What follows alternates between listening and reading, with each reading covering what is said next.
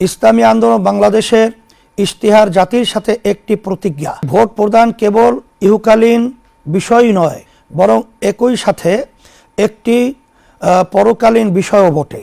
সংগঠিত সকল আন্দোলন ও সংগ্রামে অংশ নেয়া জাতির সাহসী সন্তানদের প্রতি আমাদের শ্রদ্ধা নিবেদন করছি। বিশেষ করে শাপলা ও ২৪-এর গণ অভ্যুত্থানের সকল আহত নিহত বীরদের প্রতি আমাদের আন্তরিক শ্রদ্ধা ও ভালোবাসা অর্পণ করছি।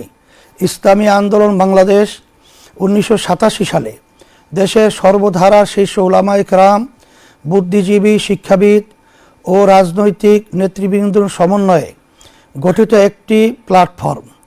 প্রতিষ্ঠার পর থেকে সকল রাজনৈতিক আন্দোলনে আমরা ছিলাম সম্মুখ সারির দল। সবচেয়ে সুস্বাদু হালিম রাঁধুনি হালিম, হালিম হোক রাঁধুনি হালিম। দেশ, জাতি ও মানবতার স্বার্থে আমাদের সরব পথচারণায় মুখর ছিল রাজপথ।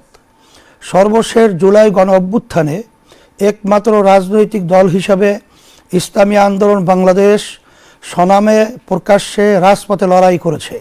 প্রতিষ্ঠাকালে আমাদের দলের নাম ছিল ইসলামী শাসনতন্ত্র আন্দোলন, কারণ সেই ১৯৮৭ সালেই আমাদের অনুধাবনে এটা ছিল যে সংবিধানে দেশ চলছে তা এই দেশের ইতিহাস, ঐতিহ্য ও বোধবিশ্বাসের সাথে সামঞ্জস্যপূর্ণ না। আজকের বাংলাদেশে সবাই একমত যে সংবিধানই প্রধানতম সমস্যা। জুলাই গণ অভ্যুত্থানের মধ্য দিয়ে আমরা সংবিধান সংস্কার সহ রাষ্ট্রের সামগ্রিক সংস্কার করার একটি সুযোগ পেয়েছি। সেই সুযোগে বাস্তবে পরিণত করার জন্য আগামী ১২ তারিখের নির্বাচন তাৎপর্যপূর্ণ। আপনার একটি ভোট মহান স্বাধীনতা ও ২৪ জুলাই এর প্রত্যাশাকে বাস্তবায়িত করতে সহায়তা করবে ইনশাআল্লাহ। প্রিয় দেশবাসী, স্বাধীনতার পরে ৫৪টি বছর অতিক্রান্ত হয়েছে। এক সাগর রক্ত উৎসর্গ করার পরেও আমরা কাঙ্ক্ষিত সাম্য, মানবিক মর্যাদা ও সামাজিক ন্যায় বিচার পাই নাই। আর্থিক সমৃদ্ধি আসে নাই, নিরাপত্তা নিশ্চিত হয় নাই, বরং দারিদ্রতা, সন্ত্রাস, রাজনৈতিক হানাহানি, অবিচার, সীমাহীন বৈষম্য, বেকারত্ব আমাদের দেশকে কুরে কুরে খেয়েছে। অতীতে যারাই দেশ পরিচালনা করেছে তাদের কেউই এই দায় এড়াতে পারবে না। এখানে ভোটার হিসাবে আমার আপনার দায়ও রয়েছে। ভুল নীতি ও নেতাকে ভোট দেওয়ার মাধ্যমে এর দায় আমাদের উপরেও বর্তায়। প্রিয় দেশবাসী, ভাই ও বোনেরা, আমাদের সমস্যা ছিল দুইটা। এক, রাষ্ট্র পরিচালনার নীতি হিসাবে ভুল নীতি গ্রহণ করা, এবং দুই, ভুল নেতা বাছাই করা। ভুল নীতির কারণে অনেক ভালো নেতাও দেশকে কাঙ্ক্ষিত মানে নিয়ে যেতে পারে নাই। আসন্ন 13দশ জাতীয় সংসদ নির্বাচনে ইসলামী আন্দোলন বাংলাদেশ এই ভূখণ্ডের মানুষের হাজার বছরের চর্চিত বিশ্বাস ও জীবনাচারের নীতি ইসলামকে রাষ্ট্র পরিচালনার নীতি হিসাবে উপস্থাপন করেছে। শরিয়া কেবলই একটি আইনের নাম নয়, বরং শরিয়া হলো মানুষের বিশ্বাস, জীবনবোধ, সংস্কৃতি, অভ্যাস ও আইনের সমষ্টি। আমরা এই অঞ্চলের অধিকাংশ মানুষ বিশ্বাস হিসাবে, জীবনবোধ হিসাবে এবং সংস্কৃতিতে, অভ্যাসে ইসলামকে ধারণ করি। এখন যদি রাষ্ট্র পরিচালনার মূল নীতিতে ইসলামকে বাস্তবায়ন করতে পারি, তাহলেই বাংলাদেশ তার প্রত্যাশিত সমৃদ্ধি ও লক্ষ্য খুঁজে পাবে ইনশাআল্লাহ। রাষ্ট্র পরিচালনায় ইসলামের মৌলিক নীতিমালার মধ্যে রয়েছে আদালত, ইনসাফ, নাগরিকের স্বার্থের প্রতি সংবেদনশীলতা, দায়বদ্ধতা, সামাজিক নিরাপত্তা, আইনের শাসন এবং সকল ধর্মের মানুষের ধর্মীয় আচার পালনের অধিকার ও সমান সম্মান, মর্যাদা প্রদান করা। ইসলামী আন্দোলন বাংলাদেশ রাষ্ট্র ক্ষমতায় গেলে এই মৌলিক নীতিমালার পূর্ণ প্রতিপালন করবে। প্রিয় দেশবাসী, ইসলামী আন্দোলন বাংলাদেশ 13দশ জাতীয় সংসদ নির্বাচনে 258 আসনে হাতপাখা প্রতীকে প্রতিদ্বন্দ্বিতা করছে। আপনারা জানেন, প্রচলিত আইন ও বন্দোবস্তের মোকাবেলায় ইসলামী আন্দোলন বাংলাদেশ এদেশের হাজার মানুষের বোধবিশ্বাসের আলোকে ইসলামের নীতিতে দেশ পরিচালনার লক্ষ্য নিয়ে নির্বাচনী প্রচারণা চালিয়ে যাচ্ছে। আপনাদের থেকে যে স্বতঃস্ফূর্ত সাড়া আমরা পাচ্ছি তা আমাদেরকে আপ্লুত করছে।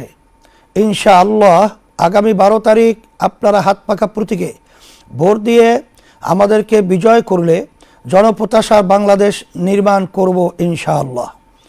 প্রিয় দেশবাসী, ভোট অর্থ হলো আপনি কাউকে আপনার হয়ে রাষ্ট্র পরিচালনার দায়িত্ব দেয়া। ভোট অর্থ কাউকে রাষ্ট্র পরিচালনায় যোগ্যতর বলে সাক্ষ্য দেয়া। পবিত্র কোরআনে আল্লাহ তাআলা বলেন, মাইয়াশফা শাফাআতান হাসানাতান ইয়াকুল্লাহু নাসিবুম মিনহা ওয়া মাইয়াশফা শাফাআতান সাইয়্যাতান ইয়াকুল্লাহু কিফলুম মিনহা ওয়া কানাল্লাহু আলা কুল্লি শাইইন মুকিতা। যে ভালো সুপারিশ করবে তা থেকে তার জন্য একটি অংশ থাকবে এবং যে মন্দ সুপারিশ করবে তার জন্য তা থেকে একটি অংশ থাকবে। সূরা আন-নিসা 85 নম্বর আয়াতে অর্থ খুবই স্পষ্ট।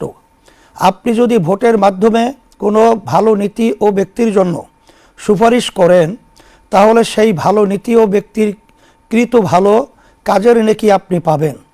আর যদি আপনি কোনো খারাপ নীতি ও ব্যক্তির জন্য সুপারিশ করেন তাহলে সেই খারাপ নীতি ও ব্যক্তির করা অপরাধের পাপের ভাগ আপনার আমল নামাতেও যুক্ত হবে।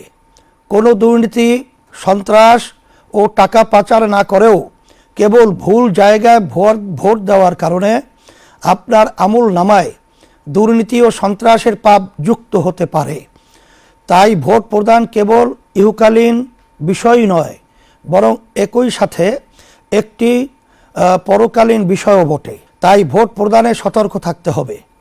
প্রিয় দেশবাসী, ইসলামী আন্দোলন বাংলাদেশের ইশতেহার জাতির সাথে একটি প্রতিজ্ঞা। আল্লাহর রহমতে এবং আপনাদের সমর্থনে রাষ্ট্র ক্ষমতায় অধিষ্ঠিত হলে এই ইশতেহারের প্রতিটি ধারা বাস্তবায়নে ইসলামী আন্দোলন বাংলাদেশ দৃঢ় প্রতিজ্ঞ থাকবে ইনশাআল্লাহ।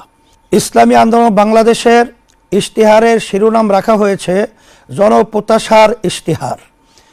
ইশতেহারকে আমরা 3টি অধ্যায়ে উপস্থাপন করছি। রাষ্ট্র গঠনে আমাদের নীতিগত অবস্থান, রাষ্ট্র সংস্কারে আমাদের পরিকল্পনা, খাত ভিত্তিক উন্নয়ন পরিকল্পনা এবং মৌলিক ইশতেহার। শিরোনামে 30টি বিষয় তুলে ধরা হয়েছে। প্রিয় দেশবাসী, রাষ্ট্র গঠনে আমরা নীতিগত 8 দফা ঘোষণা করেছি। রাষ্ট্র পরিচালনার সকল ক্ষেত্রে ইসলামের মৌলিক নীতিমালার পরিপালন, ইসলাম প্রচলিত অর্থে ধর্ম বলতে যা বোঝায় তার চেয়েও বিস্তৃত একটি ধারণা। বিশ্বাসের সমষ্টি ও ইবাদতের সাথে ইসলাম জীবন পরিচালনার সকল ক্ষেত্রে সুনির্দিষ্ট নীতিমালা ও নির্দেশনা দেয়।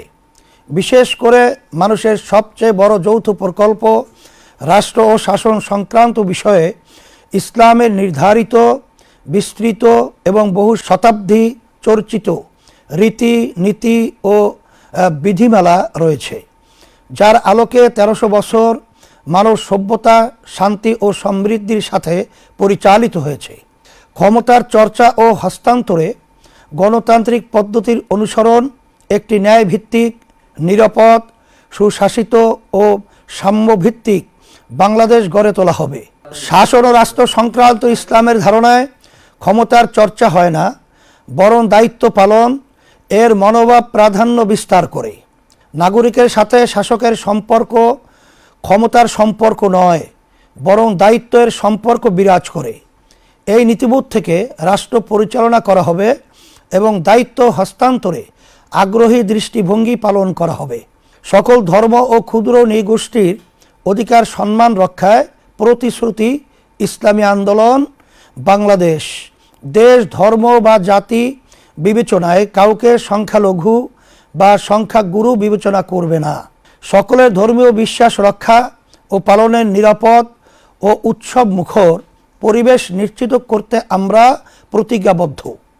ক্ষুদ্র নৃগোষ্ঠীর ভাষা ও সংস্কৃতির প্রতি এক ধরনের হুমকি থাকায় তা রক্ষায় বিশেষ কর্মপরিকল্পনা নেওয়া হবে।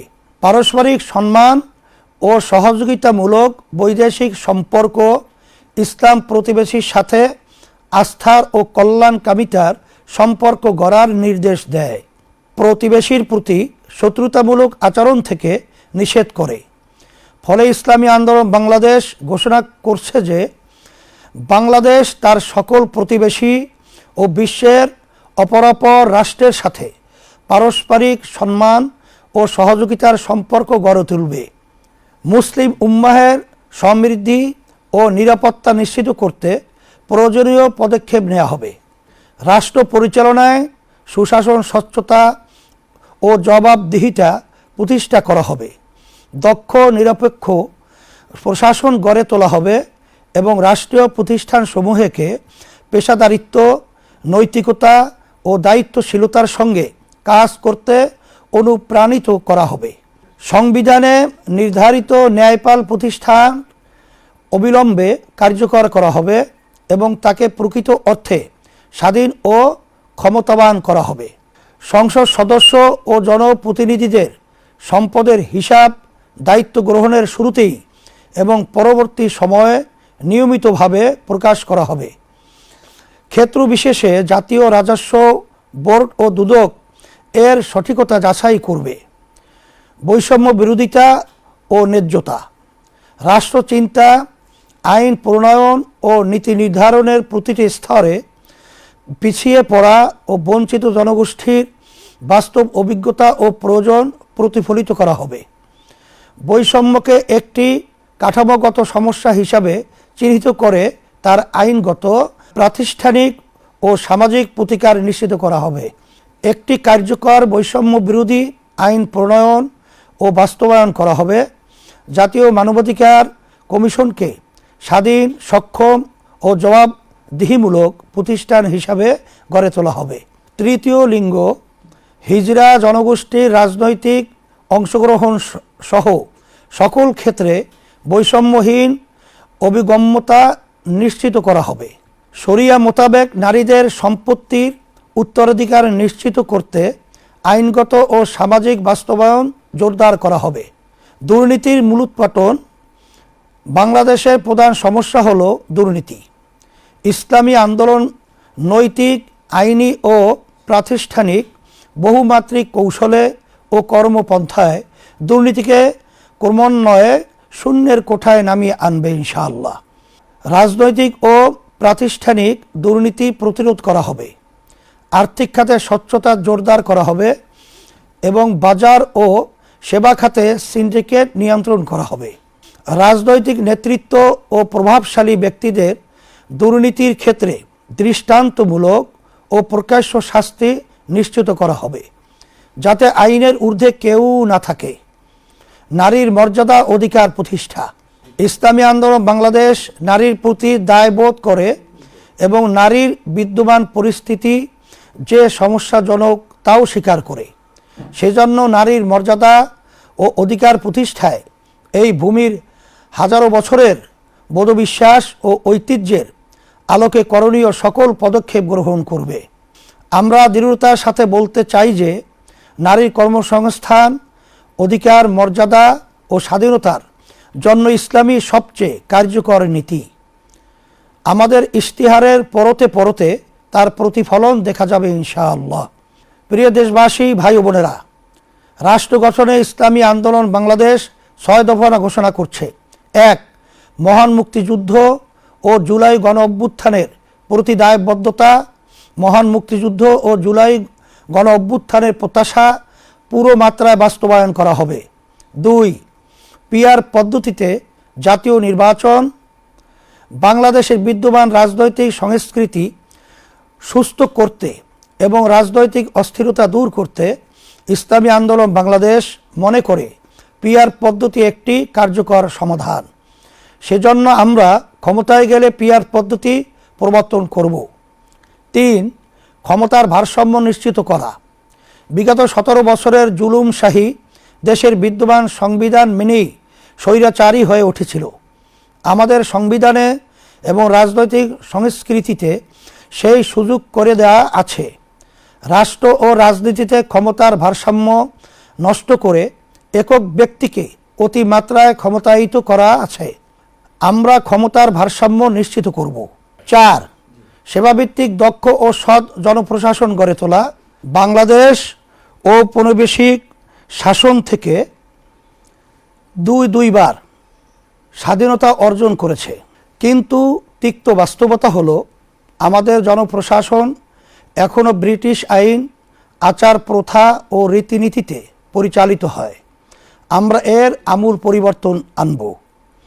জনসেবামুখী দক্ষতা ও জবাবদিহিতামূলক জনপ্রশাসন গড়ে তুলব। সরকারি ব্যয়ের অগ্রাধিকার নির্ধারণ ও ব্যয়ের দক্ষতা ও উৎকর্ষতা বৃদ্ধির লক্ষ্যে পাবলিক এক্সপেন্ডিচার রিভিউ কমিশন গঠন করা হবে। 5. রাজস্ব পরিধির সম্প্রসারণ।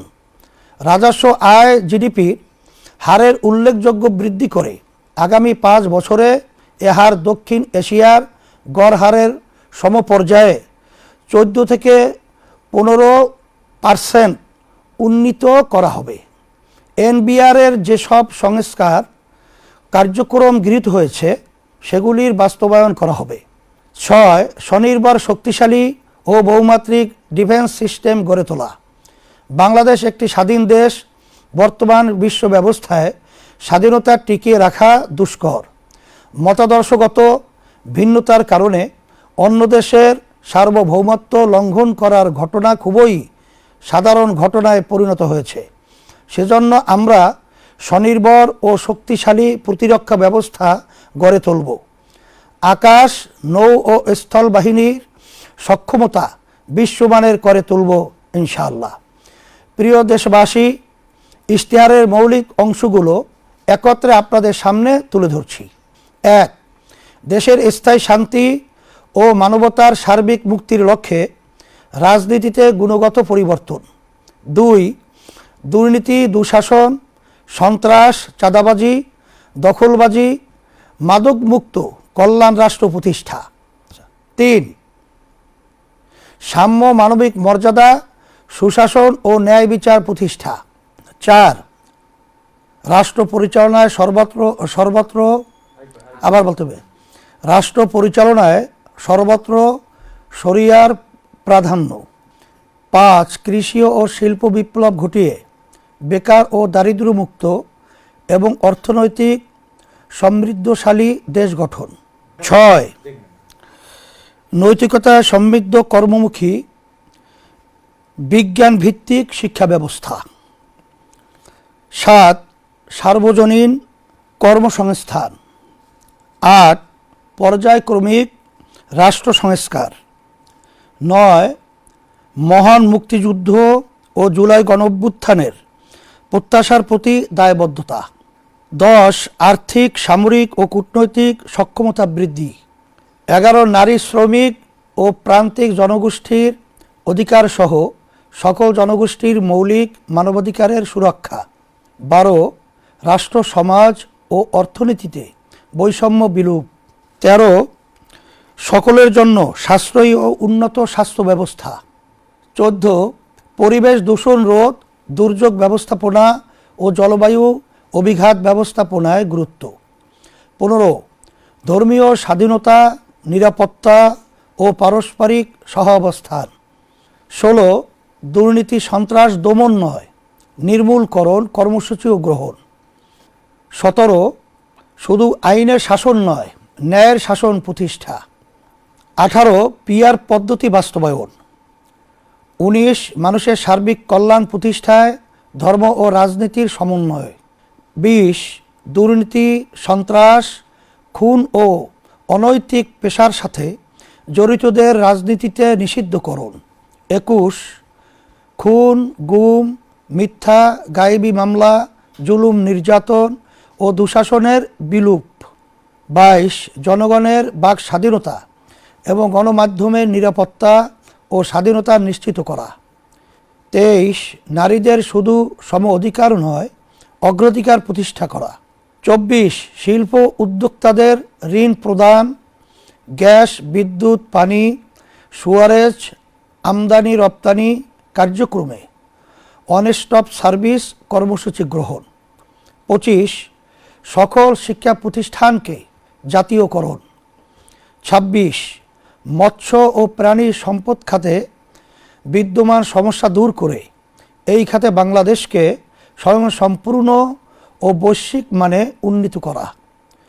27 সড়ককে নিরাপদ করার জন্য প্রয়োজনীয় সকল ব্যবস্থা গ্রহণ।